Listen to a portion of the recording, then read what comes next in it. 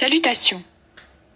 Moi, Simon-Pierre, serviteur et apôtre de Jésus-Christ, j'écris à ceux qui ont reçu une foi aussi précieuse que la nôtre, par la générosité de Jésus-Christ, notre Dieu et notre Sauveur. Vous connaissez Dieu et Jésus notre Seigneur, alors qu'il vous bénisse et vous donne la paix en abondance. Les qualités chrétiennes. Dans sa puissance, Dieu nous a donné tout ce qu'il faut pour vivre en lui restant fidèles. En effet, il nous a fait connaître celui qui nous a appelés à participer à sa gloire et à sa bonté. Par cette gloire et cette puissance, Dieu nous a donné des promesses très grandes et précieuses. Alors, en recevant ce qu'il a promis, vous pourrez sortir de ce monde pourri par des désirs mauvais et vous pourrez être unis avec Dieu lui-même. C'est pourquoi, faites tous les efforts que vous pouvez pour croire et en même temps pour mener une vie honnête. Menez une vie honnête et en même temps apprenez à connaître ce que Dieu veut. Connaissez ce que Dieu veut et en même temps soyez maître de vous-même. Soyez maître de vous-même et en même temps soyez patient.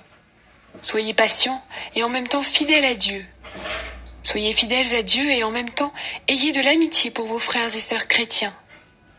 Ayez de l'amitié pour eux et aussi de l'amour. Voilà les qualités que vous devez posséder. Et si vous les possédez en abondance, vous serez actif et vous serez capable de mieux connaître notre Seigneur Jésus-Christ.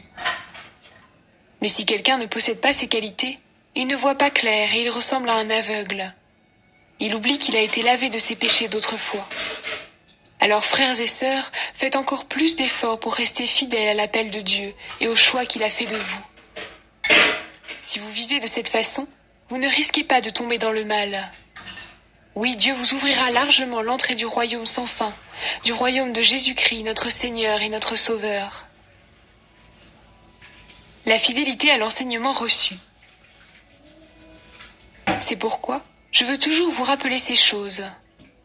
Pourtant, vous les connaissez déjà, et vous restez fidèles à la vérité que vous avez reçue.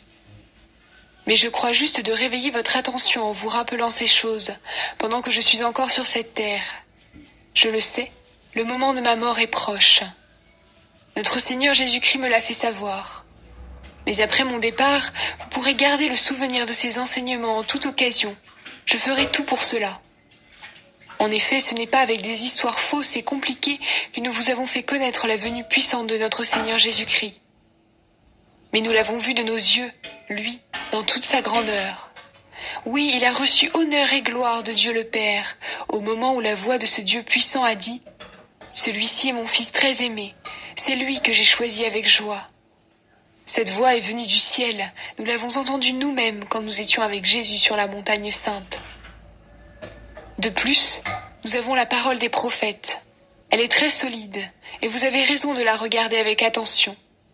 En effet, elle est comme une lampe qui brille dans un endroit obscur, en attendant que la lumière du jour paraisse et que l'étoile du matin éclaire vos cœurs. Tout d'abord, vous devez savoir ceci. Personne ne doit expliquer tout seul les prophéties des livres saints. En effet, personne n'a jamais communiqué une prophétie par sa seule volonté.